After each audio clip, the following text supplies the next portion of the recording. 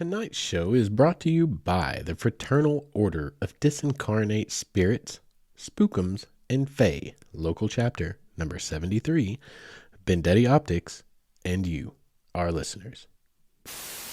Everyone's all big and bad, and yeah, I'll take an off-road diesel sign until freaking Satan comes to make you pay for it, right?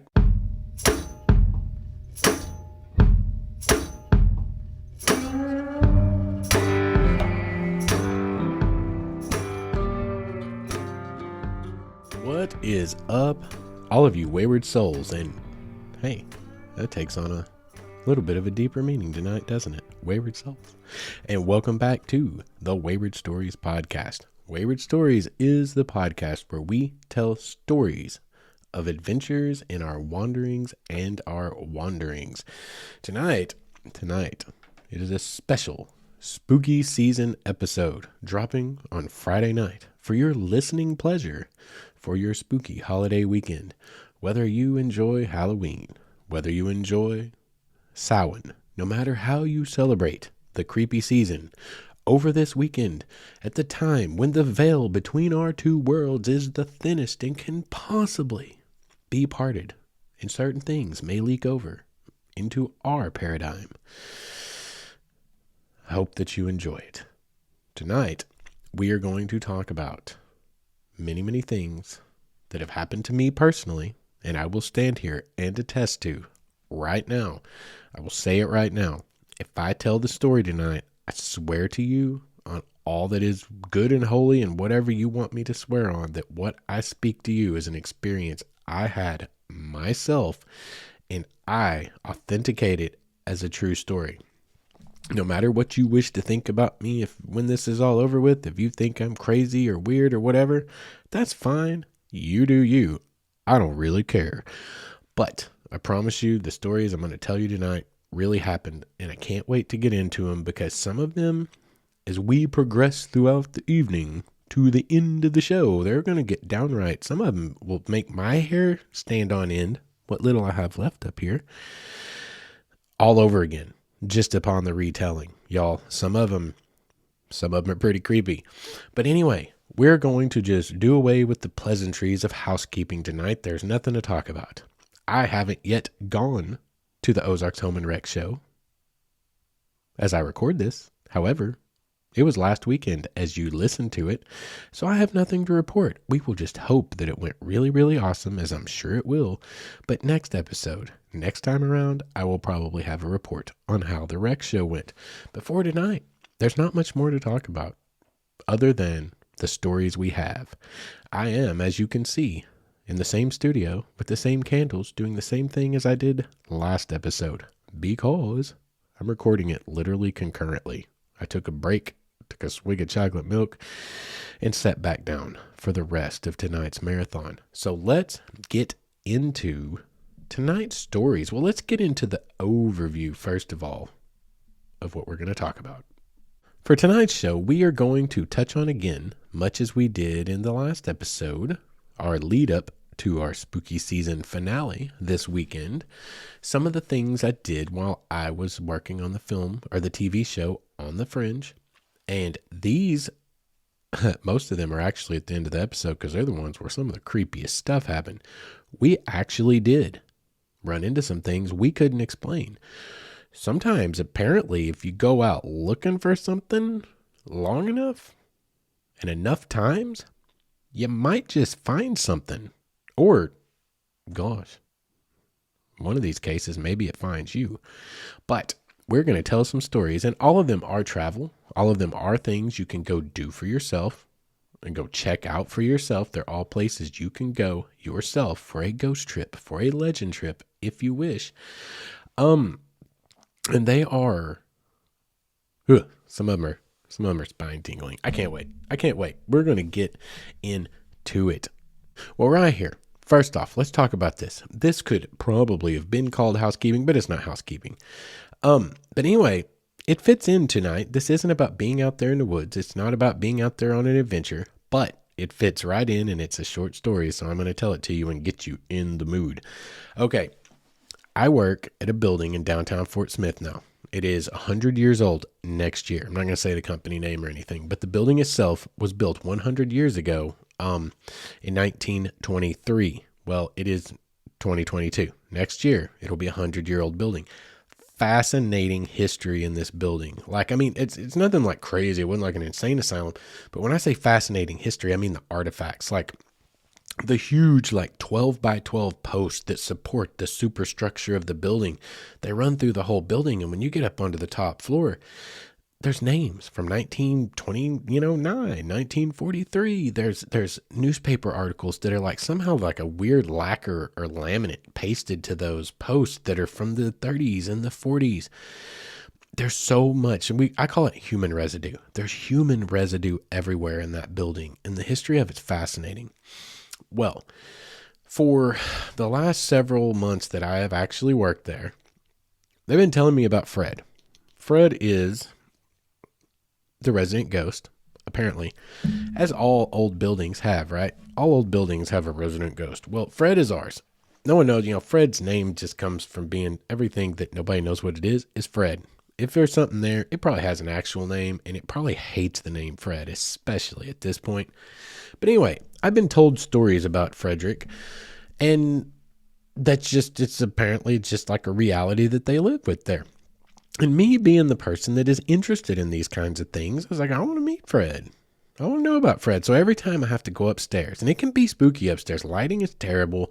It's just rows and rows and rows and rows and rows, like forevermore of boxes and boxes and boxes of files. Like it's just file storage, right? And they're tall shelves. It's dark everywhere. Like there's all these black corners and things. It's hard to see up in our attic, even in broad daylight, because there are windows. But anyway, there's super dark spots everywhere. But every time I go up there to have to get a file, I'm just like, hey, Fred, I'm just up here. Don't mess with me, buddy. Like, don't hurt me. I'm just here chilling. How you doing today? Like I just always kind of talk to him. He ain't talking back, but I always kind of just talk to him or her, whatever it is. But here last week, I go through and I'm up there and I'm down on the floor and I got a box out and I'm digging through it and I'm trying to find the proper files to go deliver. And I get down to the last file and I have it in hand. I'm putting the box back on the shelf and I hear behind me, as plain as freaking day, if I'm lying, I'm dying, sound like boot heels walk down the aisle, probably 2 back from me or 3 is what it sounded like. And I mean, there was 7 or 8 of them, and it walked from, I was facing this way, so it walked from my right to my left like it was going to go out, right? And I remember I stopped, and I went, I know there's no one up here with me. I'm the only person pulling files. Everyone else is downstairs in the office. But then I thought, skeptical Justin, the woo-woo skeptic, as I talked about last time. I was like, nah, maybe Robert's up here. Maybe he came up. And I knew as soon as I thought that, I was like, no, the heck he didn't. Because you didn't hear the door at the bottom of the stairs slam when he came up behind you. So that means he probably didn't come up behind you because that door slams and there's nothing you can do about it. It just makes a super loud creaking noise if you just open it, even if you were to shut it quietly. I was like, I never heard anything. And so I was literally had everything I needed as this happened. So I just took off on a dead walk. I went looking. And I went up to the main aisle and came down. It was all going towards the door downstairs anyway. And I walked straight over it. Of course, there's nothing there. But still, trying to give benefit of the skeptical doubt, I hauled straight downstairs, went into the office, and found everybody sitting around actually focused on something intently. I can't remember what they were trying to do, but literally everyone I work with, which is a small handful of people. It's not a very heavily employed company here, right? Like there's just like 7 or 8 of us there at the office at any given time. Everyone was accounted for in the office and engaged in something. And I just walked in the door and I saw that and I was like, I just met Fred. I know I did. But I said to them, I was like, yo, who was just upstairs with me? And they all turned and looked at me with this odd look on their face like, what? And then my boss goes, oh, you must have met Fred. Yeah, I met Fred. And so that excited me. So I went back upstairs and I opened the door and I didn't have time to mess around. I had work to go do, but I just ran back upstairs and I opened the door. I was like, hey, Fred, thanks for saying hi, buddy. I'll talk to you again next time. And I shut the door and went back down. But no joke, y'all, it tripped me out. I've had experiences that we're going to talk about tonight, but they were 13 years ago. Nothing has happened since then until last week. And I'm super stoked about it. Super stoked about it. But I kid you not. And given, I gave that the best description I could. But I mean, I was about to take my steps. I was literally at the tail end. I had my files and was sliding the box back into place. And I was about to head to the door. And then I hear those steps. And I just stopped and listened as they walked by until they disappeared. And then I went dead away to go find them. No one was there. Went straight downstairs. And see, that's the other thing. Had it been someone upstairs with me, because of the nature of the fact that I was on my way out anyway, they would have had to run out and down the stairs to get away from me. Like if it were one of my coworkers trying to pull a prank on me, and there's no way you don't hear them running down the stairs. You see, you follow what I'm saying? I was up there alone. There was no one there with me, and I went downstairs. Everyone was present and accounted for within 30 or 45 seconds of me hearing it. So I met Fred. Something for real happened, and I am super excited about it. So let's move on into the actual Wayward Stories kind of branded content. Last week, we were very much on brand. We were traveling. We were going out and exploring and checking out all the things where these great legends happened at one point, but didn't necessarily, they weren't reproducible for us, the On the Fringe crew. But this week, we're going to talk about some things that were, and a few other things, just a few other little personal ones. And a lot of those are actually going to populate, actually all of these in the first half of the episode are going to be populated by personal stories of mine, and then we'll get into the On the Fringe stuff on the other side. But all of them are things in places that you could go for yourself to possibly run into. I mean, it's not like first on the list here is the ghost deer. You're not necessarily going to go look for this ghost deer, because where do you go look for a ghost deer, right? But it's down in the Ouachita Mountains of southeast Oklahoma, where I grew up hunting and whatnot. But you can go down there. You can go explore it. And that's probably what these first couple of stories tonight, this is what they really speak to, is how creepy the Ouachitas can be. There really is almost a something that hangs in the air when you get down in deep southeast Oklahoma. And funnily enough, as I think about it, I've never noticed that in the Arkansas Ouachitas. We spent, we were just over there, how many episodes ago at the Bellstar Cave and doing the pre-planning episode and all that. The Arkansas side feels a little bit different. And, there's actually could be some reasons for that, but that's not for tonight to speculate. Not for us to speculate on tonight. But the Ouachitas of southeast Oklahoma it's almost like they have a certain lens over them. It looks different. It feels different. That's the way to put it. It feels different. They have a whole different feel, and it's a feel that I would liken to a mysteriousness, kind of almost a mystical feel. Like there's something about it that feels different. Maybe, some of these sites, actually, one of them that I am going to talk about tonight, the next story after this one, actually, is one of the sacred places. Remember when I talked about that Christmas last year, around the Christmas time? It wasn't a Christmas episode, but it dropped like right on that week of Christmas. This is one of those sacred places there. So maybe that has something. Maybe that plays. What I talked about in that sacred places episode. Any of you guys that are just coming on board, if you're coming on board after being at the rec show last weekend, go back and listen to the Sacred Spaces episode. It's around Christmas time of last year, 2021. By far, fan favorite. I've heard more about it. Probably. My search and rescue episodes get a lot of them, but that one struck a chord with a lot of people. That was a good episode for that purpose. A lot of this tonight, the Ouachitas of southeast Oklahoma, they have this kind of vibe. They have that kind of vibe. And what did I say in that episode? I said, you get into these certain places and they're just like sacred. I couldn't think of a different word. I came up with, they just seem like they have almost a mystique to them. They're almost sacred places. They almost feel like they have a sentience. It's almost like they have a memory. It's almost like they're their own entity in a sense. And I promise you guys, if you are new listeners coming in, it's not all woo-woo stuff. It's just Halloween. And I love Halloween. And I blend my love for Halloween and the spookum stuff into this podcast every year about this time. But the Ouachitas themselves, these first couple of stories, really, actually all of them, are kind of more of an indicator than anything of just the fact that it's weird down there. It's kind of creepy. Any of you guys, I don't know if any of you guys watch Gravity Falls on Disney Channel or Disney Plus. It's a kid's cartoon, but I love it. I love it so hard. And the whole premise is there's this little place up in the Northwest in Oregon called Gravity Falls, a fictional place, of course, but it is like the epicenter of the weird. It has like a electromagnet that just draws in everything weird, and it's just highly concentrated there. There's a certain amount of that in the mountains of southeast Oklahoma, a certain amount of that feel, the Ouachitas way back in there.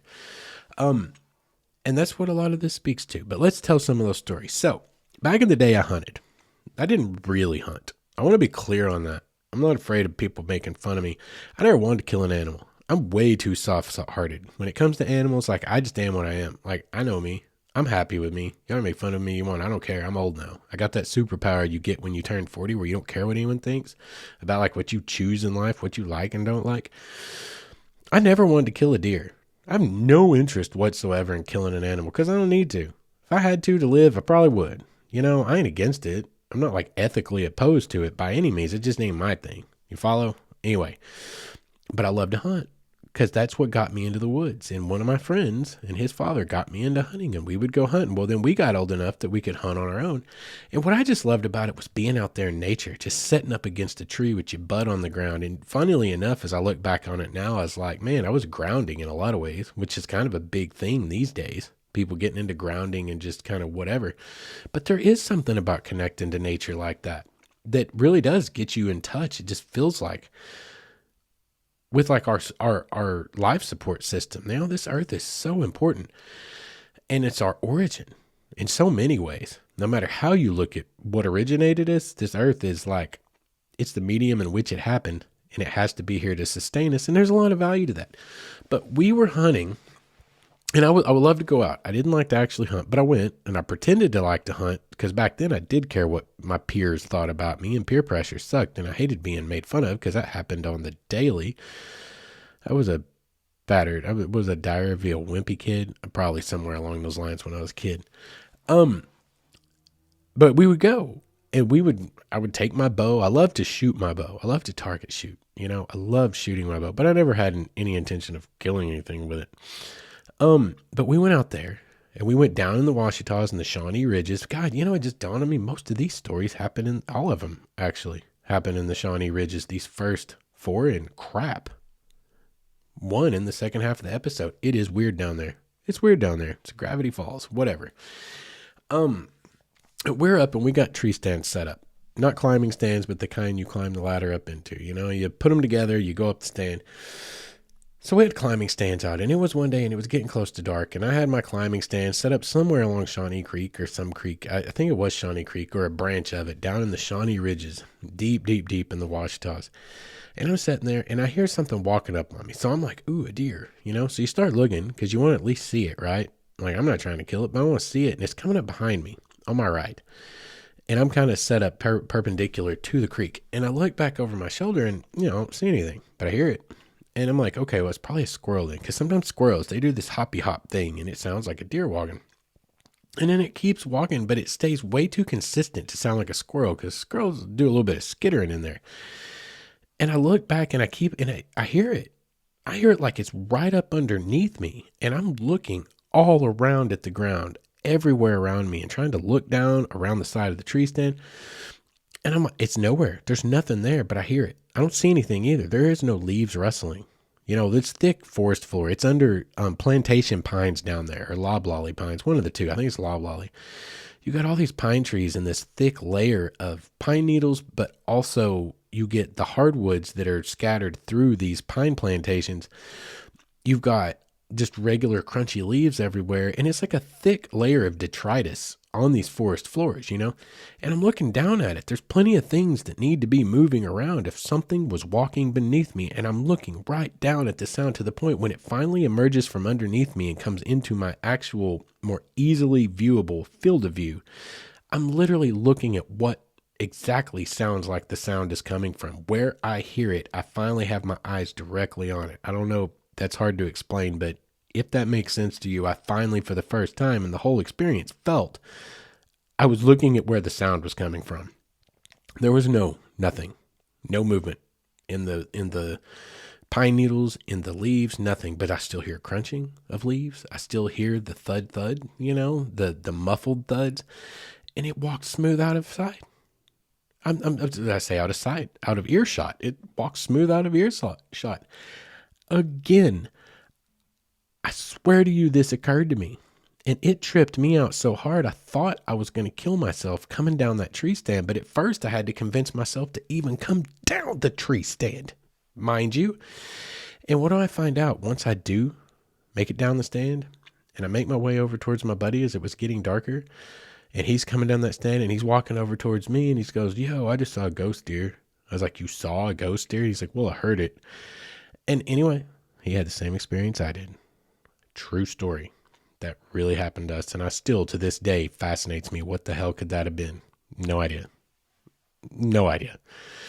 But let's move on. Now, again, Shawnee Ridges. Okay, story coming up now. Same freaking place, but much deeper into the ridges. Way down towards the end of this old road, McMurtry Hollow Road. But we go down, and we were riding four-wheelers, and I think pretty positive this is one of the ones I talked about in the Sacred Places episode. There is a possibility, because I remember I had like 3 lined up, and I only told 2 of the stories because I ran up against a time constraint or something like that. It's been almost a year ago now. This one may have been the one that was left out, but if not, either way, we're telling it again. So I had an instance down in the Shawnee Ridges one time of what is known as missing time. And this is me as a young guy. You know, I think I'd have been 17 or 18. I don't even know that I was out of high school yet at this point, but I had my own four-wheeler, and we had a lot of fun on those four-wheelers. And we had rode all the way down to Haw Creek, and I believe we were swimming down there. And we came back, and one of the 2 of us, I believe it was my friend, I won't say his name, had found a different way, or someone had told him. See, we didn't have phones back then, y'all. This is another thing. This was before cell phones the way we have cell phones now. They did exist in like 97 and 98, but nobody had them. Hell, we may have still had just bag phones back then that nobody had, except for car salesmen and lawyers. So there was like no GPS. You can just pull your phone out and Google map it, or look at the GPS topo or whatever. But someone may have told us, like, you go up this way and you go down through the ridges and you'll come out over on McMurtry Hollow Road and whatever. Well, we take this way coming back, I believe, from swimming down in Haw Creek somewhere, or Black Fork in that area. And we come back and we go up this hill, and I remember we go off into the woods here. It's a whole new trail to us, even though we had explored these ridges so thoroughly for so many years. I mean, ever since I was 15, because my friend was a year ahead of me. We started when he was 16, when I was 15, and we're now on probably 17, 18, 19. We did it all of our high school years and even past our high school years. We explored down in that area. It was just a great place. National forest. Anyone can camp there. Awesome place. And we're down there, and we go up. We start riding, and it was so cool because it was like, we never seen this trail. This is fun. This is a whole new trail to know. But we also did have a map. We didn't have anything, right? We could have got lost as heck, right? But whatever. So we're rolling through there on the four-wheelers, and we reached a place where we rolled down into this kind of valley in between 2 distinct ridges, and the forest floor there was magical. I don't know how else to put it. We got right into the middle of that valley, and we parked and stopped and let our four-wheelers cool off, right? You had to do that with old 2-stroke four-wheelers. You had to stop every so often and let them cool off so you didn't crack the head on them. And I'm looking around, and it's like, it's tall canopy. It's old growth trees with tall canopies. So the forest floor is clear. Like, there's not tons of brush and underbrush. Like, it felt like it was in a movie. It was out of a different world. You're looking through and you can just see the floor, and there's even some grass on the forest floor.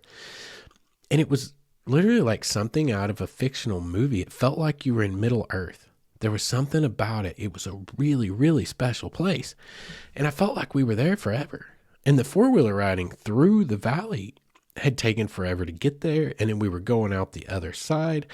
And I remember when we left that valley, number one, how taken I was by how gorgeous it was there and how it felt. Again, it was like a sacred place. And even at that age, this is when I started noticing places like this. Like, this is different. This feels like it has a certain magic to it. It feels, again, ancient. It feels like there's a memory here of something. And it was just absolutely very impressive to me. It left a big impression on me. Well, we go out and we fight our way out. Like the road got rougher and rougher and rougher. And we were back there forever. It felt like we were on that road for hours. I mean, literally felt like I would have guessed, had you asked me, I would have guessed we'd been on that road 3 to 4 hours. Because I remember telling my friend, I was like, we got to get out of here eventually or it's going to get dark on us. And we don't actually know where we are. We have a general idea of what direction we're traveling because we can see, from the shadows where the sun is to the west. And we're traveling the way we should be, generally northwest. And we're on trails that were roads at some point. They aren't necessarily today. But where the hell are we? How long have we been driving on this road? How long have we been down in here? It's going to get dark and we're not back to camp. We don't have anywhere to camp. We don't have anything to eat. The point is, it was becoming a growing concern. When are we going to get out of here? When does this road get back onto the other road? When do we hit McMurtry Holler again? And finally, we did. And we hit McMurtry Holler. And we get up onto the road and we get back down. And from that point, it wasn't but a very short shot. And we got back to our camp where our vehicles were. And we opened. I was like, what freaking time is it? Because the sun didn't look right. Right? The sun should have been on the horizon by how long we'd been out there and what time we left from where we left from. Again, no cell phones. We couldn't check this as we drove along. And neither one of us had a watch on. Like, that stuff cost money. We were poor boys back then. We didn't have watches. But like, we left from this one place and it was like, I don't remember exact time, but it was like 1 o'clock, whatever. And then it felt like we drove through that valley and that place that felt like a sacred space for 5 or 6, like 4 or 5 hours. I'd say 3 to 4. So we left at 1. I'd say I was thinking we're getting there at 5-ish. Maybe it's getting close to 6. And we come out of that valley finally up onto the road, the main dirt road. And we start taking it back to camp where we've only got a 5 or 6 minute drive to get back to where our trucks are. And we kind of get where the mountains open up a little bit and the sun's still up in the sky pretty high. And I'm like, it should be down on the horizon. We've been back here forever. And we get down to our vehicles. Open, I think it was his truck was the newer of the two and actually had a clock in it. And we look at the clock and it was like, God, what was it? It was like 2:30 or something. And I was like, yo. Did we not just spend like 3.5 or 4 hours? We left at 1 o'clock. It should be 5 or 6 o'clock. And I remember my friend turning and looking at me and he just kind of shook his head and he goes, this makes no sense whatsoever. And that was the end of it. I never talked about it again. Because, it never came up again. I don't know.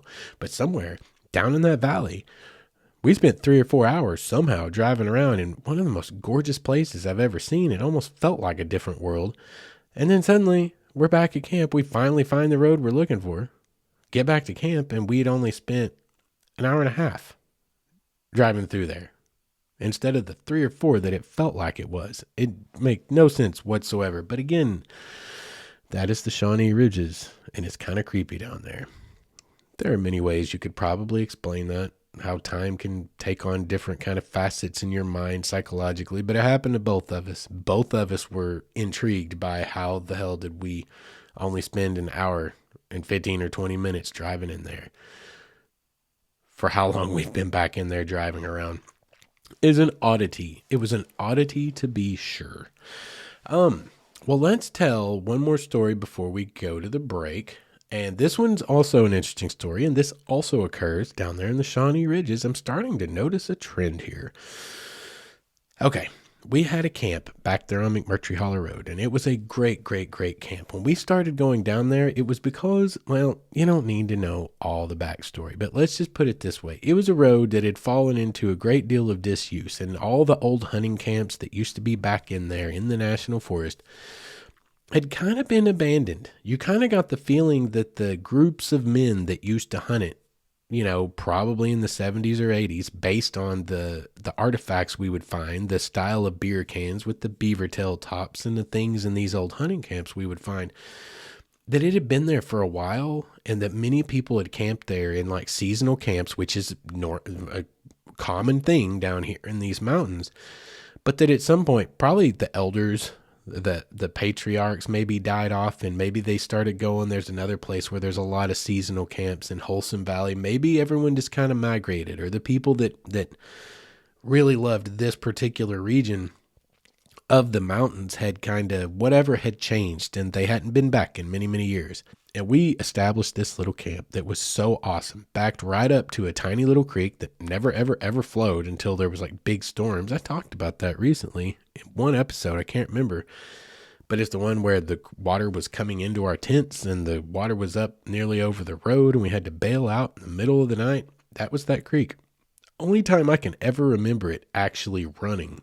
The rest of every time ever, it was just a big pool of water, but it bottlenecked and there was never a pour over. It just kind of, the bed was dry for the rest of the way. That's the nature of the most of the creeks down in the Ouachita Mountains. They are runoff creeks.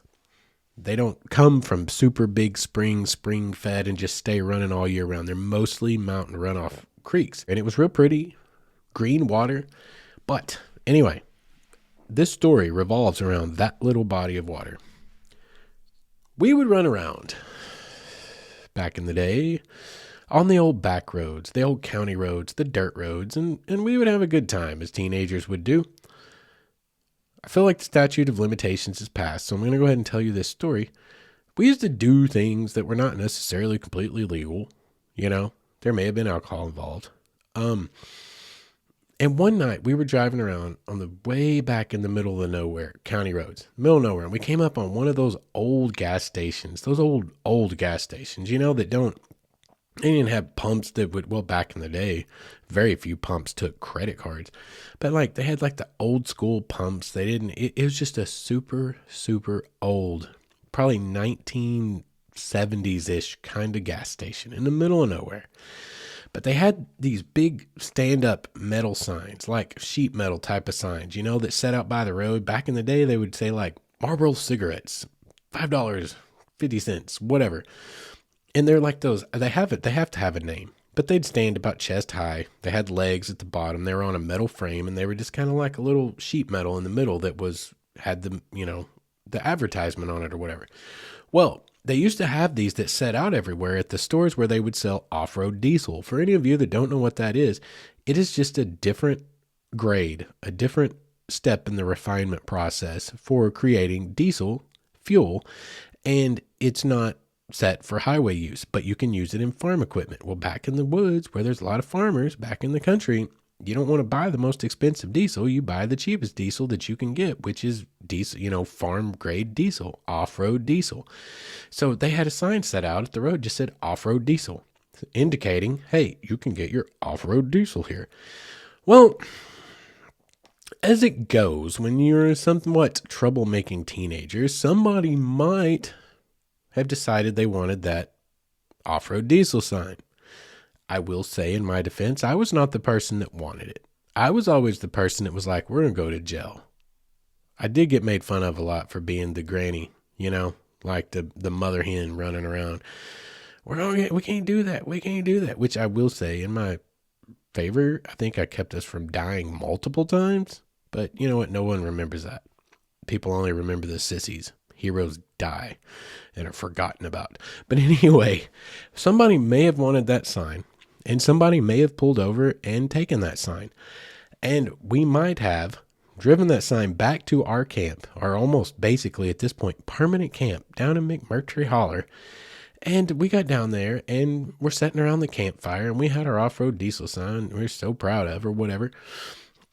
And then, you know, sobriety started to set in. As you got later into the evening, sobriety started to set in. And then cooler minds started to prevail. And the idea was conjured up that, if someone sees this here, like a game ranger, we'll probably get in trouble for this.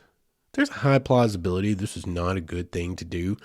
So what we did was we decided, quick goat thinking, I said sobriety had started to set in, not that it had completely taken over.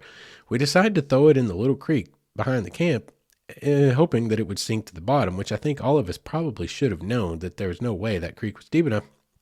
So we throw it in. And fortunately enough, I guess at least, it did fall on its side, so it was a little bit less conspicuous. But yes, the it just stuck out of the water. The feet were sticking out of the water. Part of the sign was still sticking out of the water. It was laid over sideways. The creek was probably no deeper than 1.5 feet. You know what I mean? There's nowhere for it to go, right? Sign's just there. And we're like, well, crap. And at this point, no one's about to wade out there in this water. We don't know if it does get deeper somewhere between here and there. We don't know. You don't know any of these things, right? And there's still the sobriety issue. So we decided, okay, we're just going to risk it. I'm too tired and not feeling so hot. We all just need to go to sleep. So we decided to go to sleep. And we go up, and I had this little crappy old camper I bought from somebody for like $500. And we got up there, we got in our bunks, and we're laying there. And everyone's getting ready to start going to sleep. And I swear to you, again, if I'm lying, I'm dying. We hadn't been in those bunks for 2 or 3 minutes because we were all still awake. Given that we'd been drinking and partying all night and having a good time, we were somehow all still awake. So it was like immediately after bedding down, you hear that sign banging around like crazy. You can hear the metal. You know how sheet metal sounds if you ever heard somebody messing with a saw and it makes that weird flippy floppy sound, or sheet metal, like real thin sheet metal, how it makes that sound? That's what this sign was made of, and that's what we heard. And it was loud. There was a commotion and a ruckus happening down in that creek with that sign. And we all freaked the hell out. Okay?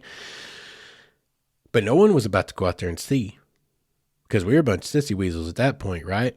Everyone's all big and bad, and yeah, I'll take an off-road diesel sign until freaking Satan comes to make you pay for it, right? So we're just like freaking out and don't know what to do. I mean, and I remember the conversations like in whispers, like, do you think it's a Game Ranger? Do you think they're dragging it out of the water and they're about to come up here and knock? Hey, we don't know anything about it. It was there when we got here this weekend. You know, we were going through the whole thing, and nothing ever happened. And we ended up falling asleep eventually, and we got up the next morning. Literally the first thing we all did with daylight was go down to the creek. And guess what? There was no off-road diesel sign. We're in the middle of nowhere, y'all. Like the kind of middle of nowhere where if a car rolls by, you don't miss it. The cracks and the pops echo off the valley walls. You don't miss it. In the middle of the night, in the middle of nowhere, on a road that we might see one person go running by, driving by us on an entire weekend. Maybe one person in the middle of the night. You can't even see down in that creek in the middle of the night. It's not like your headlights shine down in it. If a car did go by, you're not seeing that sign in the creek. You would have to be out with like a flashlight. It didn't, that's not what happened. The sign disappeared in the middle of the night, and we all heard it happen, and it sounded violent. Whatever the hell took it. It was loud, it was wonky, because it was making all the noise in the world. And that is a true freaking story. And to this day, I have no idea, and I have no hypothesis. I have no postulations whatsoever as to what the heck happened to that stupid off-road diesel sign. I have no idea. But there is no explanation for where it went or what happened to it. There's none whatsoever. Because that next morning, I will tell you this. One thought that crossed our minds was, I said, maybe it was hanging right on a ledge, and maybe there's a deeper hole than we thought right there at the edge. And maybe that was it rolling down into the hole. Maybe it finally kind of slid loose of whatever was holding it up. And we found some big long sticks, and we fashioned with some other things that we had, tied them and roped them all together, and started probing the water as close as we could get. And it's friggin' 18 inches deep all the way across. There's nowhere, it's not down in the bottom of that water hole. It just, something took it and didn't even bother to like say thank you, which actually, as I say that, probably glad it didn't. Anyway, it's time to go to a commercial break. That is the end of the first half of tonight's show. When we come back, we will get into some on the fringe stories, and these, I assure you, will raise your hair and send a chills down your spine. But that is not a money back guarantee. That is a guarantee based on absolutely nothing. We'll see you on the other side of the break. What is up, all of you Wayward Souls? I want to tell you guys about our newest sponsor, Bendetti Optics, a brand based right here in the good old US of A, Portland, Oregon, to be exact. And I bought my first pair of Bendetti sunglasses about 1.5 years ago and fell in love with them, so much so that I got online and ordered a couple of more pair. And when I did, there was a small shipping snafu, an order fulfillment snafu, and I got on the phone, gave him a call, and guess what? I get a call back from who? one of the big men themselves right there in Portland from the top of the chain. Have a great conversation, and we end up starting this great relationship we have. They more than made right the little snafu that occurred, and I am now a huge proponent of them because I can tell you from personal experience they are good people, and they're trying to compete with the big boys out there coming in at a price point of about $40 but using the exact same frame material, TR90, and the same polarization process as the big guys. As it turns out, something I think we are already probably knew in our hearts, when you buy big name sunglasses, you're buying a big name, not necessarily any more quality than you can get somewhere else, like at Bendetti Optics. They have 29 different styles. They have multiple polarization options for whatever climate you happen to live in. And they back it up with like this lifetime guarantee that if your dog eats your sunglasses, it doesn't matter how you break them, send it back in with a check to cover shipping and handling and you're golden. You got a new pair on the way.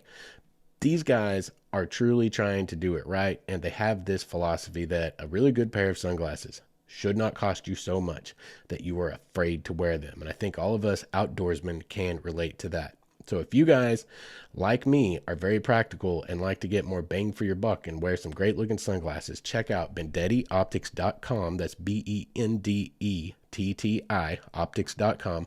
Or you can go over to Instagram /BendettiOptics. And that I highly suggest, whether you buy a pair or not, just to check out the cutest pupper you'll ever see modeling sunglasses.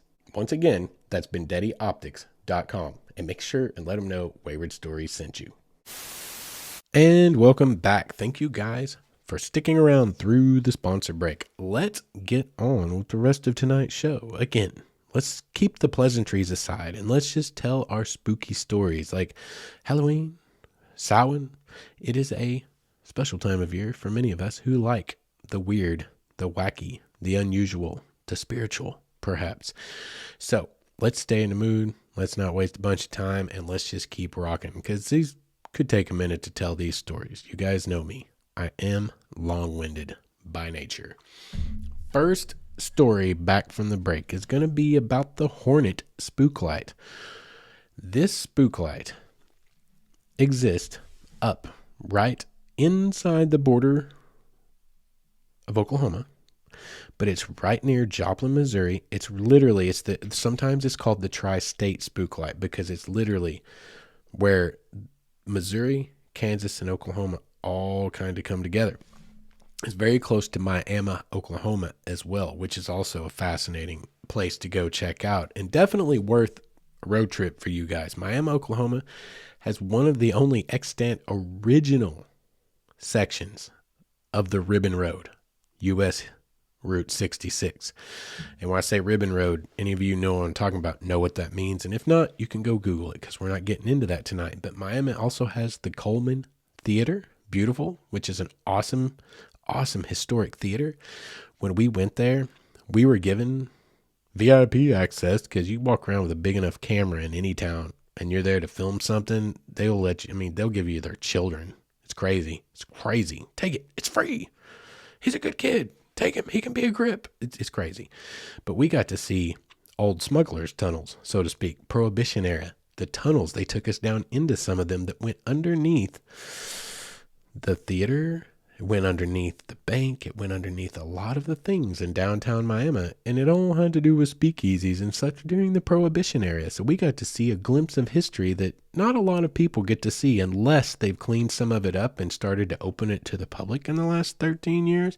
At the time, we were getting a special treat and it was super awesome. But Miami is an awesome city to visit. It's a cool little place. It should definitely be on your bucket list. You guys up there in Missouri, Rob C., and Josh, my boy from Roton or ex-Roton. Josh, you guys, it's a cool road trip for you guys. You might come down and check out the Hornet Spooklight and hang out in Miami, Oklahoma. You know, get a little bit of traveling in for a Halloween weekend. But anyway, the Hornet Spooklight is described most often as an orange ball of light. The orb travels from east to west along a 4-mile gravel road, long called the Devil's Promenade by area locals. The Spooklight, often referred to as the Joplin Spooklight or the Tri-State Spooklight, is actually in Oklahoma near the small town of Quapaw. However, it is most often seen from the east, which is why it's been attached to the tiny hamlet of Hornet Missouri, and the larger, better-known town of Joplin. According to the legend, the spook light was first seen by Native Americans along the infamous Trail of Tears in 1836. However, the first official report occurred in 1881 in a publication called the Ozark Spook Light. The ball of fire, described as varying from the size of a baseball to a basketball, dances and spins down the center of the road at high speeds, rising and hovering above the treetops before it retreats and disappears. Others have said it always sways from side to side, like a lantern being carried by some invisible force. In any event, the orange fire-like ball has reportedly been appearing nightly for well over 100 years. According to the locals, the best time to view the spook light is between the hours of 10 p.m. and midnight, and it tends to shy away from groups of people and loud sounds. The Hornet spook light, y'all, is incredibly famous. It has been investigated by the U.S. Corps of Engineers. It's been investigated by multiple paranormal groups and societies and things from all over the world. It may be one of the most famous spook lights in North America. Okay, it literally gets mentioned in the same tiers when you hear the Min lights, which happen in Australia, or the Marfa lights, which we talked about last week, or Brown Mountain. It's on that echelon of fame. Okay, that's what the Hornet spook light is. So much so that when we shot there for On the Fringe, we went there once, didn't get the results we wanted, and when we got down to the end of the season and we're needing some things that were close and accessible, we went back. Actually, there's two reasons we went back. But one was to further investigate, and the other was because there was a place in Joplin called Pizza by Stout 2 back in the day. They had, I'm going to misquote it, but it was over 90. I think it was 95 beers on tap. And over, 200 in the house or something like that. You could get beers from Japan. Like my buddy Joe was like super into Japan. Our sound guy, he was big into Japanese culture, and he's like had a Japanese beer. The food was incredible, like non-processed cheese kind of stuff, like it was super organic. It was super real. It was so good. And actually may have very well had a big part to play in why we went back to Joplin twice to investigate this spook light. Unfortunately, for any of you that might want to check out Pizza by Stout 2, it was destroyed by the Joplin tornado in 2012 on Rangeline Road when just basically Rangeline was wiped out. And it was the family that owned it decided to call it at that, take the insurance money, cut their losses, and say it's been a good run. And I'll never forget, years after, I didn't know that it was destroyed at first in that tornado. And then a few years after 2012, I started thinking about On the Fringe and the spook light. I was like, man, I want to go up there and eat a Pizza by Stout. That place was so good. Only to get online and find out that it had been destroyed. And you can find their website if you go Google it. If it's still up, you can find their website where they basically said, we just want to thank the community for 35 years or however long it was. And, unfortunately, we've decided the best way forward for us is to not reopen. And so this amazing place that we found out by word of mouth from people that, it was famous. Locally, it was famous.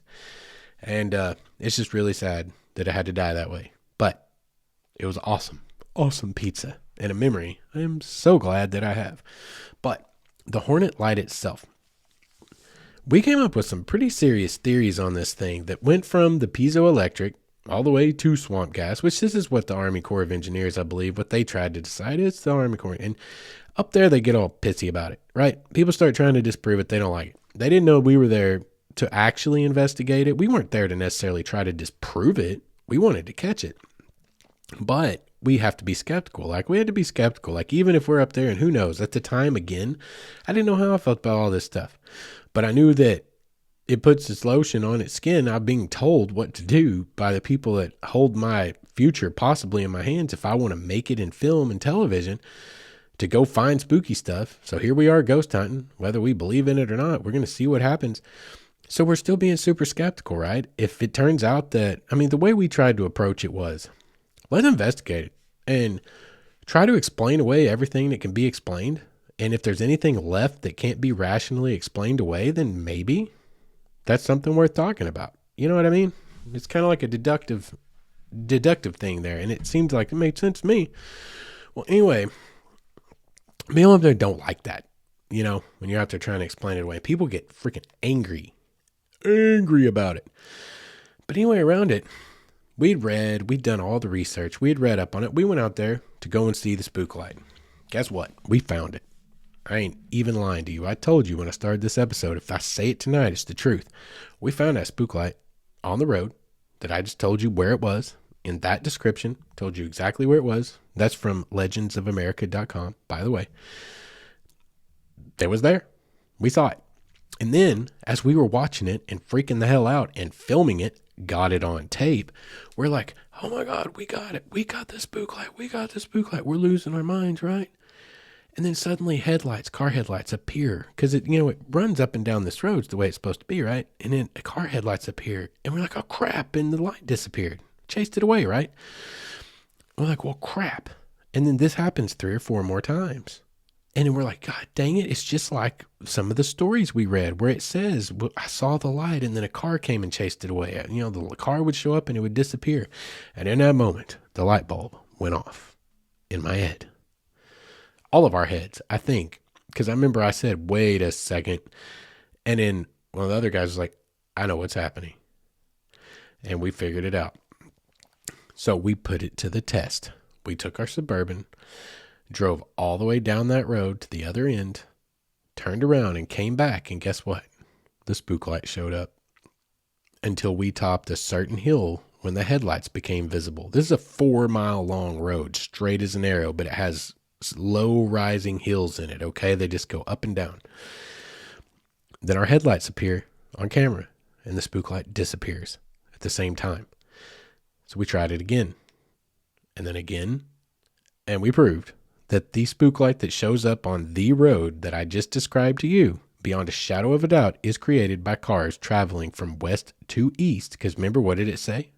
Most easily and best viewed from the east end looking west. We recreated it over and over and over again and proved that the Hornet spook light is the light of cars. And then those cars, and then it was like, oh my God, how has everyone seen this and seen this and seen this and read these stories? And no one ever thought, wait a second, how come every story ends with a car always comes to chase it away? A car always shows up right when we start to see it. And nobody ever thought maybe the car's the one making the light. It has to do with something in the atmosphere there. It probably has to do with temperature inversions in the atmosphere. And it probably does have to do with heavy air down in those valleys. Like there is a fault line. It runs from the New Madrid Fault all the way down, and it actually branches off and comes through that part of Oklahoma. There's a lot going on, a lot of heavy metals, like the the Pitcher Superfund site, but it's town of Pitcher, Oklahoma. Like I had to be abandoned. The whole place turned into a Superfund site, an EPA Superfund site, because all the heavy metals were giving everyone cancer.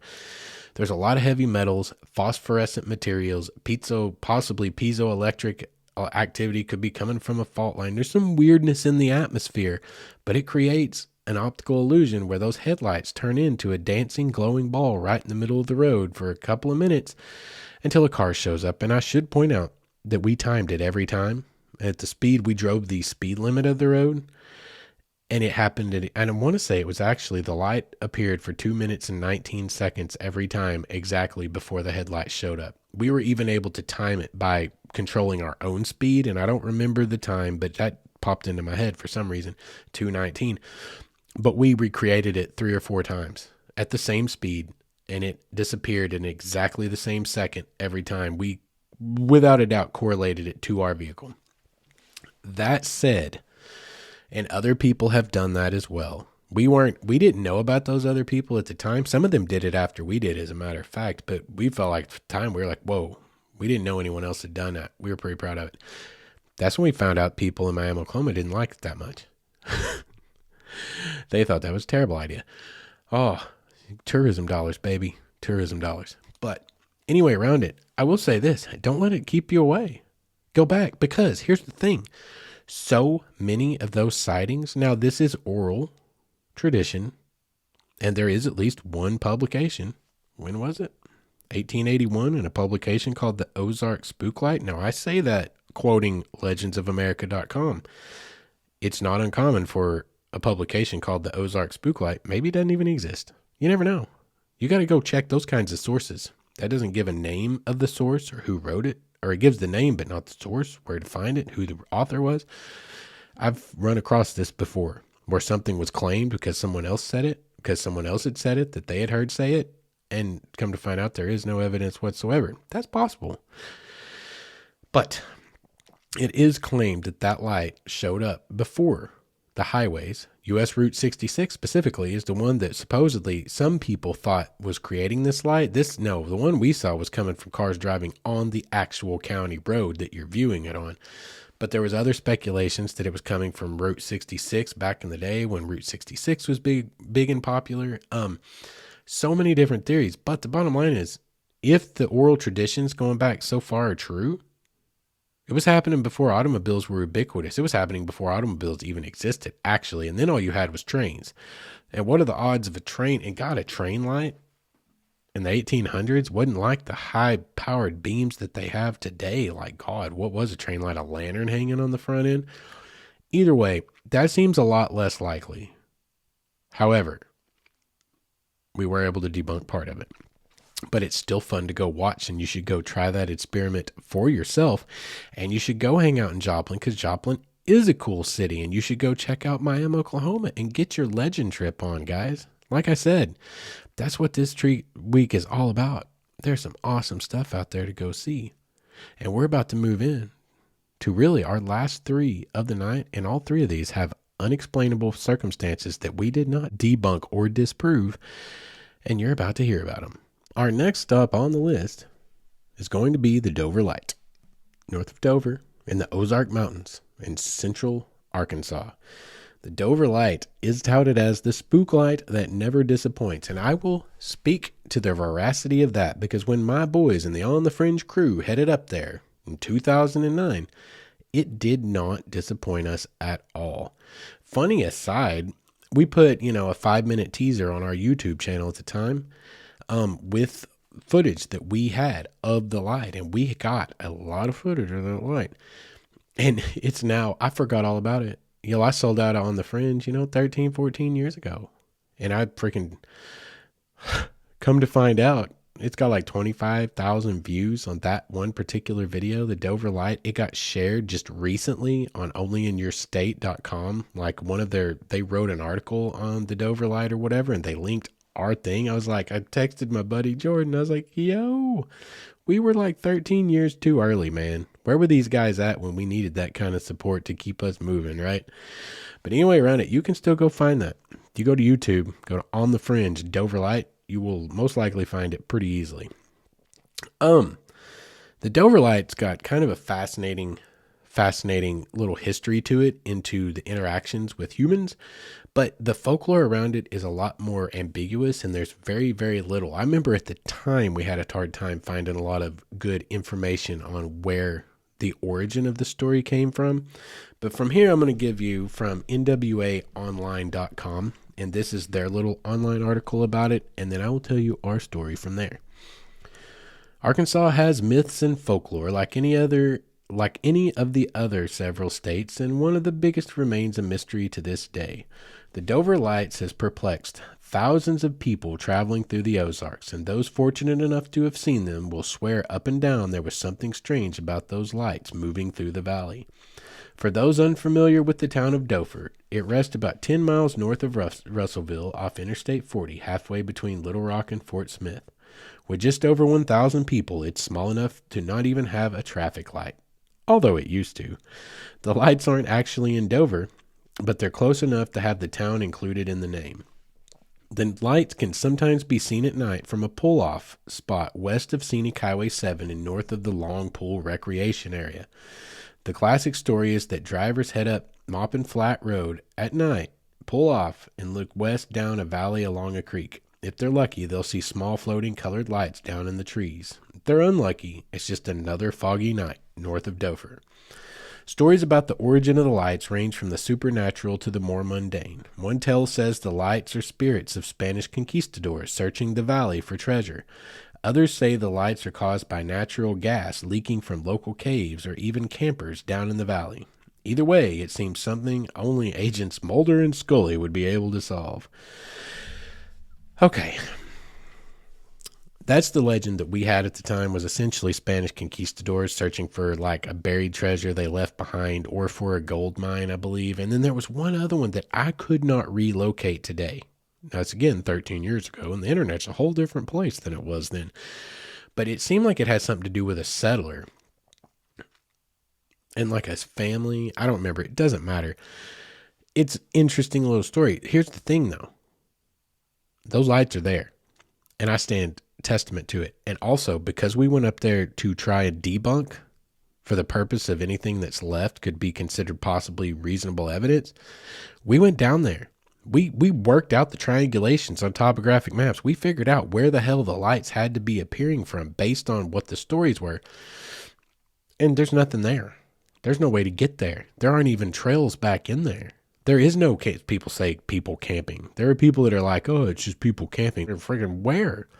There's nowhere down there to camp. At the time we were there, where we were at, and where we actually saw the lights from, there is no camping there.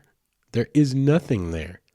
Like, it would just had to have been someone randomly there with a build, like a arc welder. You'll understand that in a minute. There's no way. There's no way. There's no way. Where we saw the light specifically, there's no way that anyone could have been there with anything that could have created the lights we saw. So let me tell you a story. We go down there, and this is the way we rolled into any town. When we were rolling on the Fringe, we never announced it. We never told anyone we were coming. We showed up in town. We went out and did our thing at night. No one knew, because that's how you limit, people contaminating your investigation. There's a lot of people like, say, in Hornet that want that spook light to be real. It might just help that spook light be real. You know what I mean? That could be anywhere. I'm not saying they do that. I'm just an example. A lot of places, tourism's a big deal. That's all the money they get. They might just perpetuate a little bit of a hoax to make some money. It's been done before, right? So we'd roll into town quiet. We'd do our thing. We showed up that night, middle of the night, looking for the Dover light. There it was, plain as day.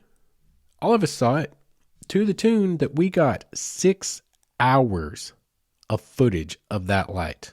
We had 3 cameras running on it. We had our production camera that did not run in night vision, and we had 2 cameras that could run in night vision. And between those 3 cameras, we got 6 hours. We sat there for 2 hours watching that light, to the point that we were there so long it started to get boring.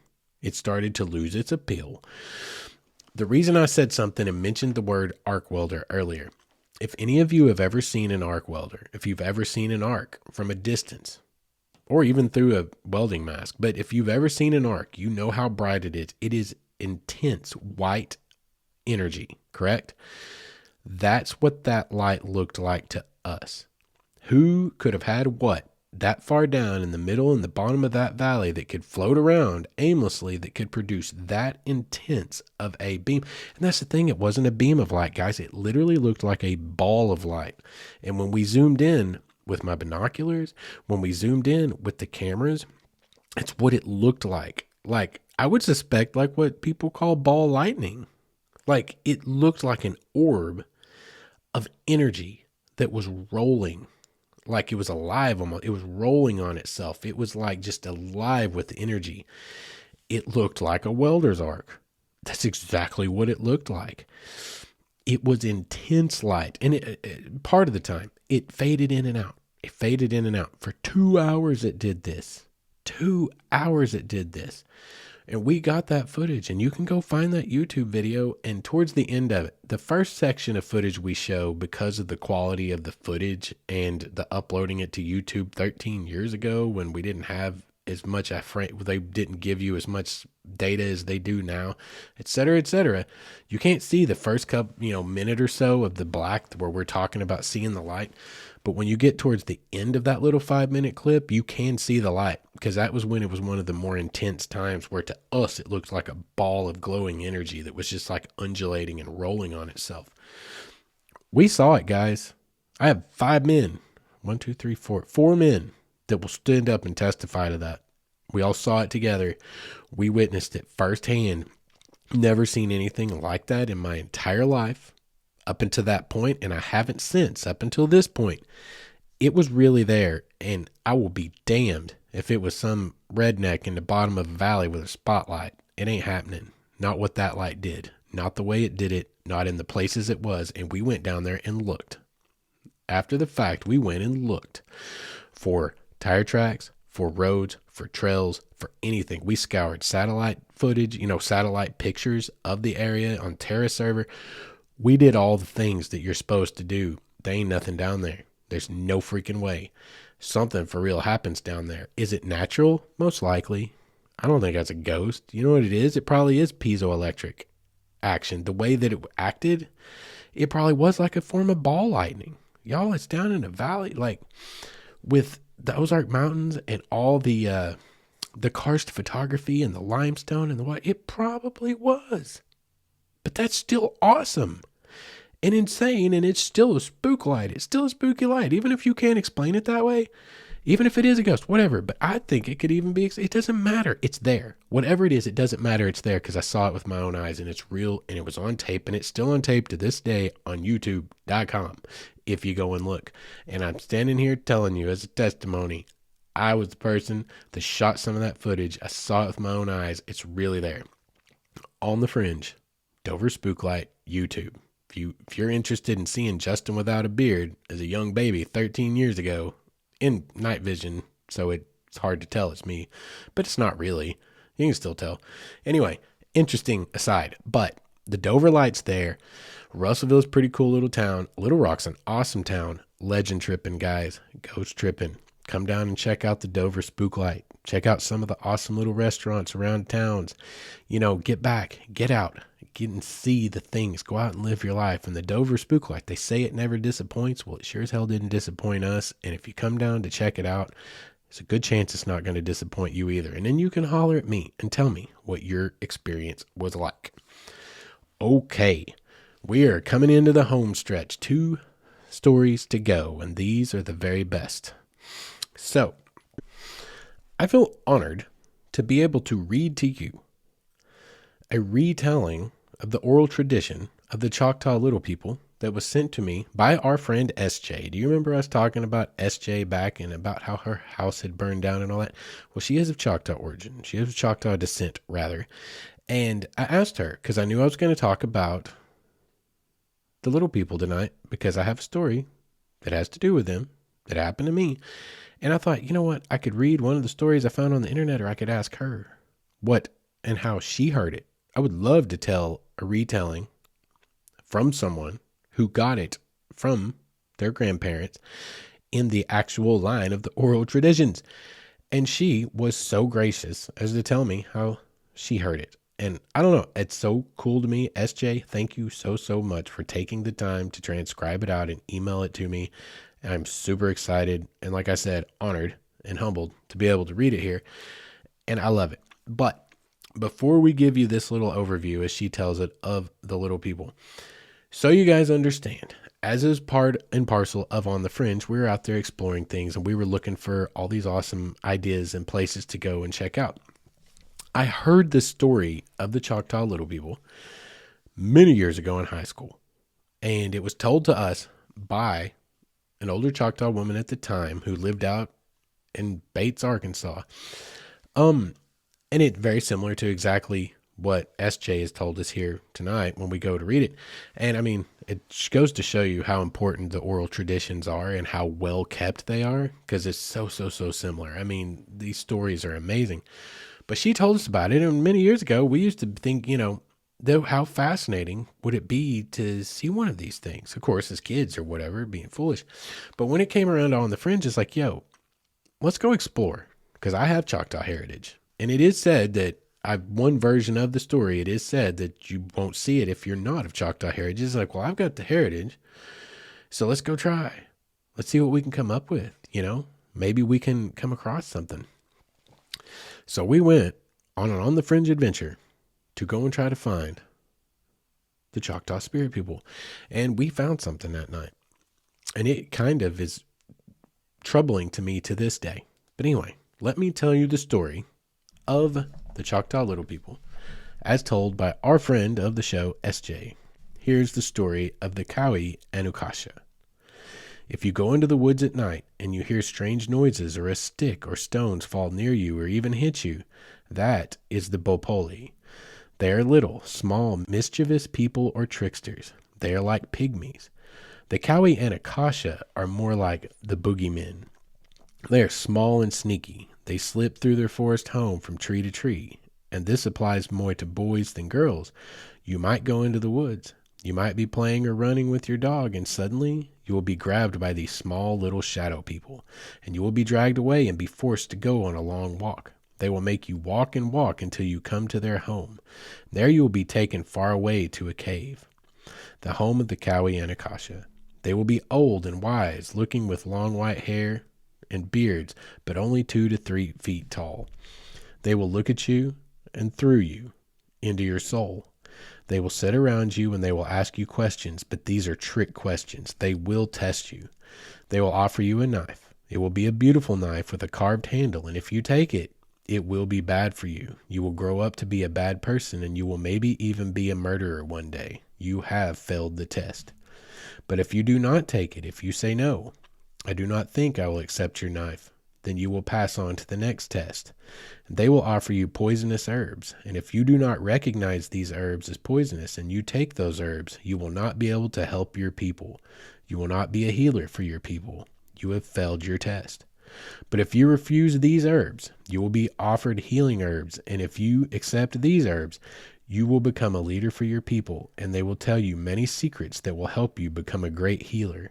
Very few children will wait for those healing herbs, and that is why there are few healers around today. When you are taken home, you must never tell anyone where you have been. You must never tell anyone what has happened while you were gone. You will not even remember what happened yourself. All that has happened will slowly fade from your memory. As you grow older, you will begin to fulfill those predictions made by those Cowie and Akasha so long ago on a long-forgotten dream quest. You will become a bad person, perhaps even a murderer or a worthless person who cannot help your people, or you may actually become a holy man or a healer and live a good life. And that is the story of the Cowie and Akasha, as told by our friend SJ. I hope I'm saying Cowie and Akasha right. I'm probably not, definitely not with the proper inflections, but it's the best I can do here. This story is fascinating, and I love these kinds of stories, native stories. They tell us so much. And as she said, she believes it was a story for teaching a lesson. And there's absolutely validity to that. And lots of people think that about many of the stories that are of this same vein. But I've got like an experience that I had in 2009 that made me think there might be something else to it too, that there might be some reality behind it. And I'm going to tell you about that night. Now, so we go out, we go down deep. Again, I told you we were going to come back to this, deep into the Shawnee Ridges in the Ouachita Mountains of southeast Oklahoma. And we're back in the Shawnee Ridges area because, again, it's desolate back there. There's not many houses back in there. You know, there's not many homes. There's not many properties that are personal properties. It's mostly national forest. It's way the heck back in there. And it was close to where we were when I was growing up. So I knew the area and I knew we could go back in there and get really far away from everything. So we go way back in there, past the old hunting camps by a long shot that we used to go to. Heck, we went down closer to the kind of area where I had my little adventure that I kind of sort of lost time or whatever the heck happened down there that seemed so weird. We were closer down in that area, way back in there. And we set up camp and we go exploring. You know, we started our investigation. We had night vision cameras. You know, we did the whole thing. But as the night progressed, we got further into the night.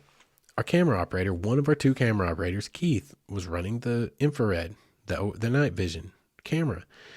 And he started seeing lights on the horizon. But it wasn't a horizon, actually. Let me make that. He's across the valley in the side of the hill across from us. And think of this. We're in a holler. A good old mountain or a good old Ouachita mountain holler way back down in the deep stuff. Southeast Oklahoma.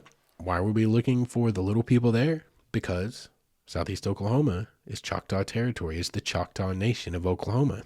What they were given when they were removed from the east. Okay. We start seeing these lights on the camera. They're very indistinct. You can almost barely see them. You know, they're hard to see, but they're sure enough there. We had all that footage. There's an episode of this as well. You could actually probably still get that on Amazon. I'm not sure. But you can see the little lights. They're everywhere. And we're looking at them, and everyone's taking a turn and taking a look at these lights, and they're sure enough there. We tried to explain it away with like it could be bugs with reflections of the IR, but like they were too static. They were steady in the camera. They did move. They had movement, so we knew it wasn't something on the lens, but they weren't like bugs flitting across the screen. It was more like they were just numbers of them appearing more and more in the side of the hill directly across from us where there was no inhabitation. I make that an important point because that was something we pointed out to each other that night as we were trying to explain this stuff away. Where is it coming from? That's not like lights from street lights way down off the mountain in the valley 13 miles away or something. You know, that's valid critical thinking we were trying to apply. That ain't it. Because this is literally in the face of a freaking steep bluff that goes straight up. What are those? As we're looking at this stuff, okay, things start to fall in the woods around us. Again, if I'm lying, I'm dying. I'm looking you right in the eyes. You watching on YouTube? Look at the camera. I'm looking you right in the eyes. If I'm lying, I'm dying.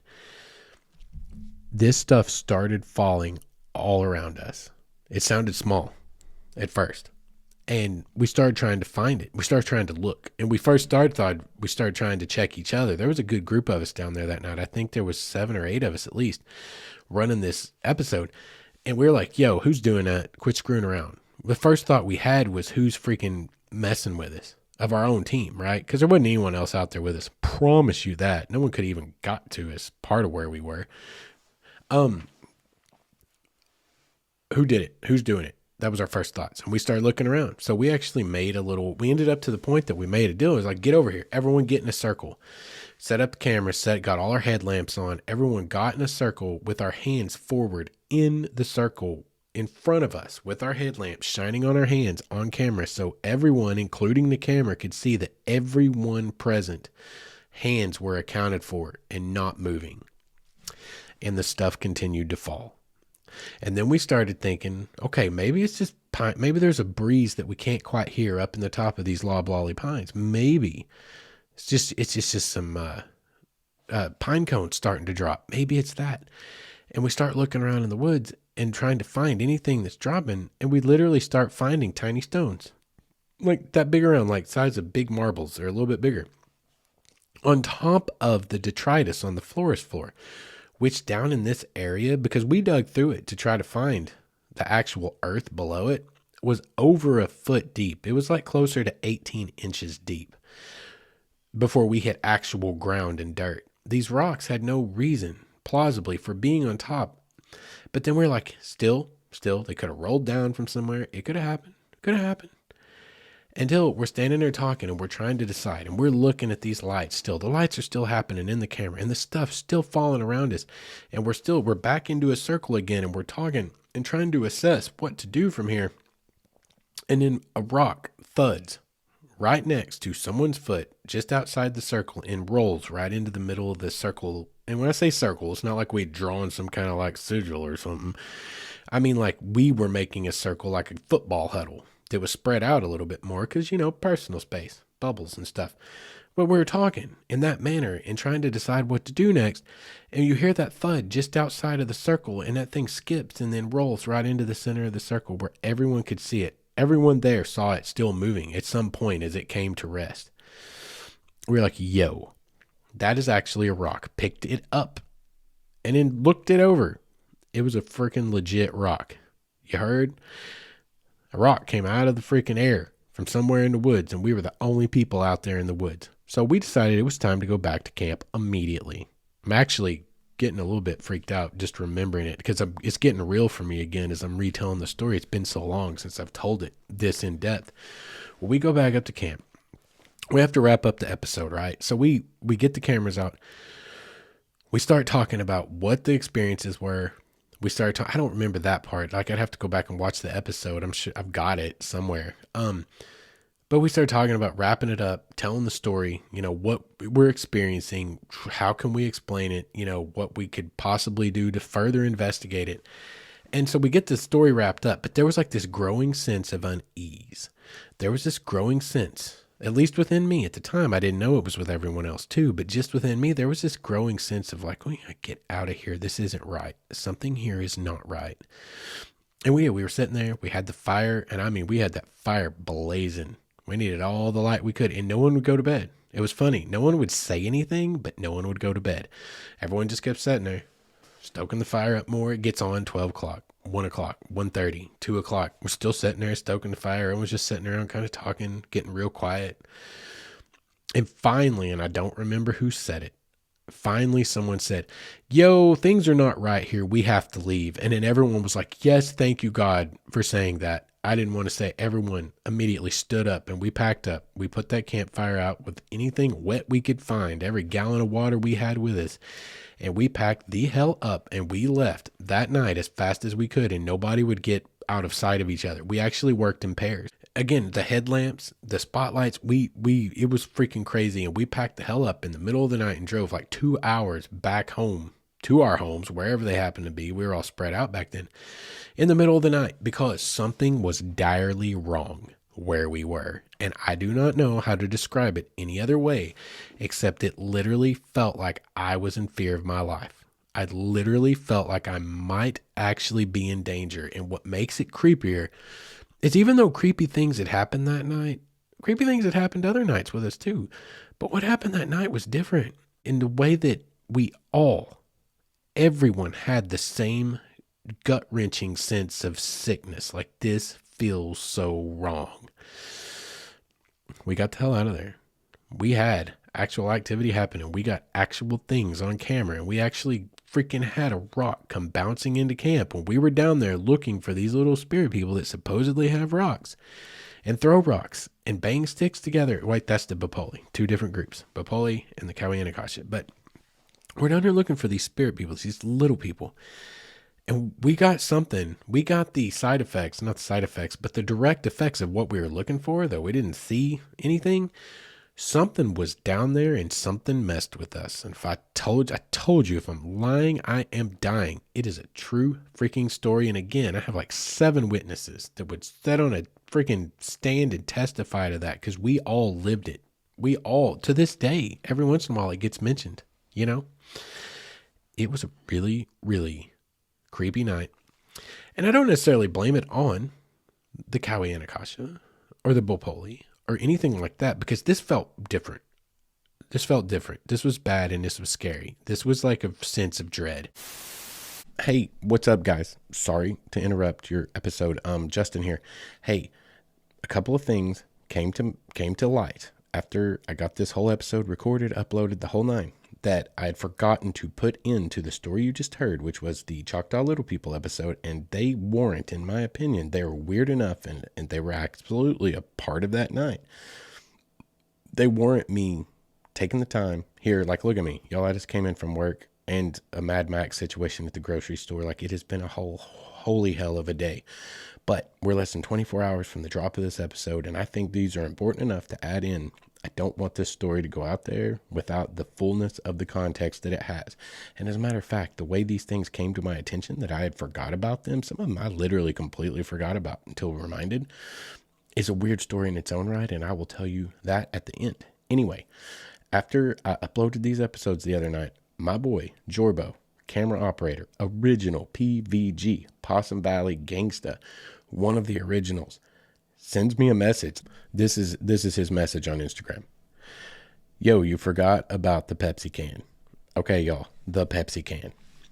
This is important because this was our very first indicator that this was going to be a weird night.